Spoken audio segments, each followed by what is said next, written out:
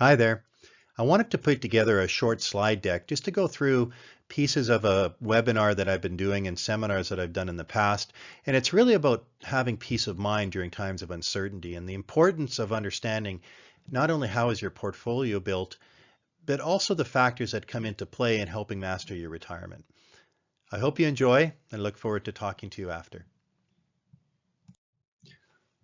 What we're here to talk about right now is what does peace of mind look like in your retirement? Now, many of you will have a different version of what peace of mind might look like for you in retirement. Perhaps it's a stable retirement paycheck, and that supports you through your lifestyle. Maybe it's leaving an estate to your children or your grandchildren, or simply it's blowing it all and leaving no estate, and as they say, hoping that your last check that you write bounces. Now, Canadians are living much longer than they did even a decade ago because of medical advancements. Now, this is a projection from 2015, and certainly since then, even medical advancements today have elongated life. So this means that if you're looking at a retirement, you're looking at 20, 30, or even more years, and this requires careful planning. So this chart just simply shows the average lifespan of a 60-year-old in 2015. So it's important to note that half of the individuals and couples are going to live beyond these ages. So it's prudent that we have to make sure that your plan lasts well into your 90s, if not more. Now, living longer is a good thing, but it also does create some challenges. Now, we all know that the cost of living has gone up over time. A fast food meal in the 1960s would have cost you 50 to 60 cents, and the same meal today costs over 10 times as much.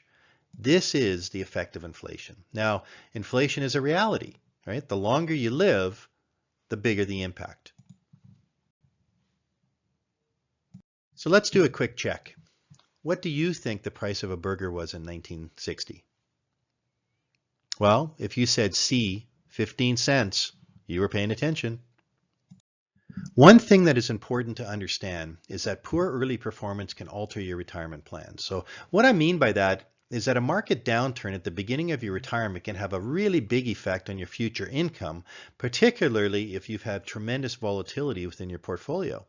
So if you're having to take income from your investments and not from growth, it means that there is a lot less left behind in order to help create income for your future years. So how do you lessen this risk? It's really simply just about diversification, and we're going to talk about this. This is a strategy that you have probably seen many times in the past. This is used to demonstrate what income and retirement could look like, and most of our industry uses this type of graph, and it is purely an oversimplification, and I'm going to show you what I mean by that. So what this chart shows as an example is that here's an investor that starts off at age 65 with $100,000, and they're drawing a 5% per year income, which works out to be about $600 a month. Now, this says that based on that return and taking out that much capital, that they're going to run out of money about age 89, so age 65 to age 89. Now, this seems like a really logical and realistic example, but what it ignores is it ignores the nature of markets and how market fluctuations could negatively impact the income plan. Put simply, if we were to only consider averages, it implies that 50% of our clients would not reach their retirement and 50% would. Let's look at the examples, though, that help us reinforce this concept a little bit further. What I wanted to introduce to you is what we call the sequence of returns risk and how important it is that you understand this. So here's an example where the same investment person has had the same 5% average rate of return over time, except we've thrown in some variability now. So in the first year, they had a 5% rate of return, but in the second year, they had a very negative year, a minus 15%. The third year, going to the left hand now, is that they had a very good year at 25%. So overall, they had a 5% rate of return average, but one of the challenges in planning for retirees is we never know what the future is going to hold when it comes to the markets and its volatility. We know that markets suffer setbacks regularly, but it is difficult to know exactly when this is going to occur. So now if we revisit the example that I showed you earlier, where an investor draws 5%, okay, it has a $600 monthly withdrawal, has a 5% average rate of return, but I throw in the volatility that I showed you just in the previous slide, where the second year had a very negative rate of return, and we reproduce that over time. What you can see is the impact of volatility on a very simplified example and why it's important to understand this.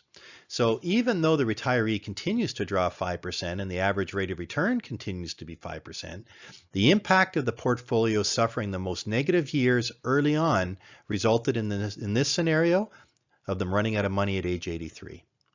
The sequence reduced the total income drawing years from 89 to 83.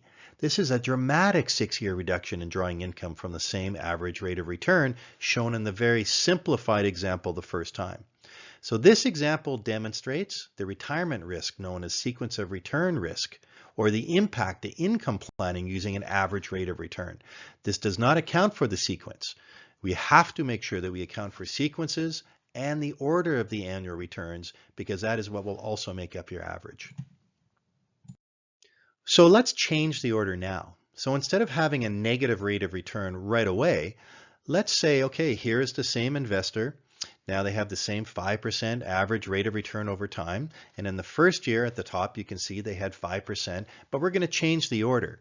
So the second year rate of return was a positive 25%, and the third year was minus 15%. Now they still had an average of 5%, but their rate of return that was decidedly negative came later. Let's see what happens now when we look at the example. So when we're using the same simplified example, where the investor has $100,000 with an average of 5% rate of return and a $600 monthly withdrawal, and all we've done is change the sequence of returns, so every third year is negative, what you can see is that the investor does not deplete their pool until age 87. So this is better than the clockwise sequence rate of return where they ran out of money at age 83, but it still doesn't measure up to the original example that showed that they can have, just using a simple 5% rate of return each and every year without variation, that they don't run out of money until age 89.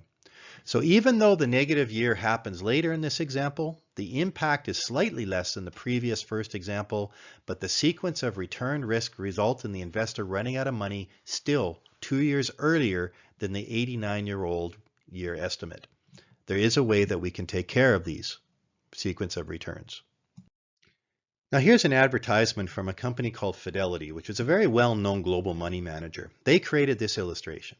So the performance reflects a diversified portfolio made up of 50% equities, about 35% bonds, and 15% in shorter-term investments.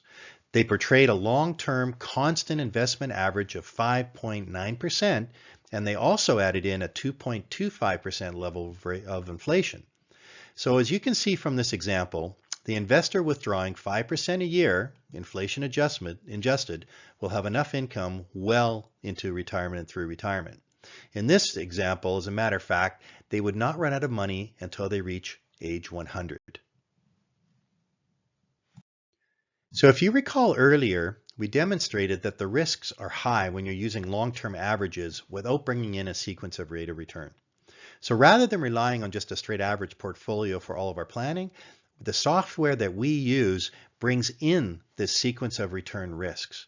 So the software will provide me with a stress test and a probability, because I will run thousands of different permutations of potential future return scenarios. So I can literally say what is the worst case and the best case scenario, which is really what I'm showing here. So while no one in the industry can predict what future markets can do, and we also can't predict the sequence that this will happen, what we can do is predict the impact and also the potential of having a successful retirement by using the software. So by using an advanced approach, what we can do is we can give all of you some confidence to know that when we're doing your retirement planning, we're taking in the probability of achieving future income expectations. So the question is, what does diversification mean to you, right? It's the old, don't put all your eggs in one basket. So you spread your money around, but I don't mean by different companies. I mean through different businesses and different types of investments in different countries to avoid all of your money being affected by a single event. We want to reduce the volatility, and this is done through diversification. So in retirement, it works to diversify the products that we're using to generate income. So we want to have a pillar that perhaps creates some guaranteed income that we don't have to worry about, and then another just in case pillar just so that if we need to have flexibility along the way, and then another pillar that'll help us grow over the long term to help keep up with inflation.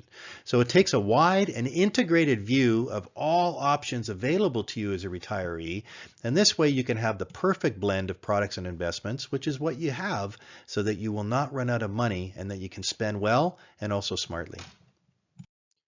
So the real question is that I get asked all the time is, well, how much can I take out? Well, first of all, that's based on your own personal lifestyle goals, also the size of your capital, and also the age of when we're starting to make withdrawals. So this is a simplified example of somebody with a moderate portfolio, but I'll show you. If you're taking a 4% income, over a 10-year period of time, there's virtually no chance that you'll ever run out of capital. Same thing over 20 years.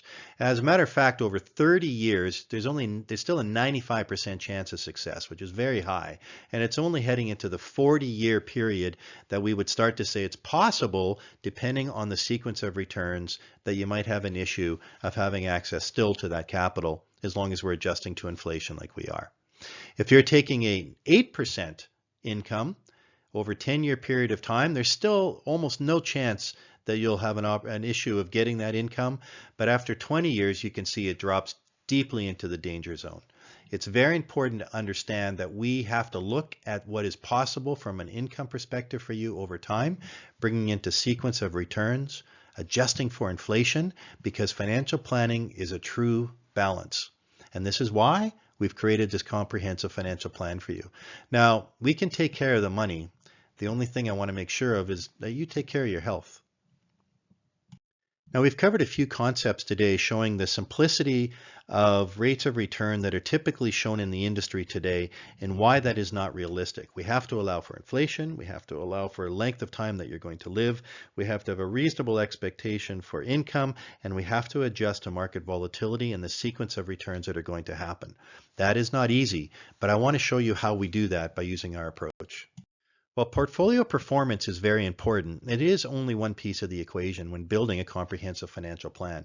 We want to be looking at managing your cash flow efficiently. This is maximizing the tax dollars, whether it be before retirement or after retirement, because this will help you optimize your retirement. It'll also help you share your wealth if you choose to, or even maximize your business success. More importantly, though, we also have to make sure we're preparing for the unexpected, because what if there was a premature death or a disability, or there was an emergency cash need? We want to make sure that we are prepared for this, because a major expense may also come along. All of these are wrapped together in a tax efficient strategy, so it is not just about portfolio alone. As you know, I follow a very strict process called the WISE Advantage. And what does it do? Well, we make sure we always understand your current situation so that we can clarify what your goals are, not just short-term, but also long-term, and that the objectives are defined.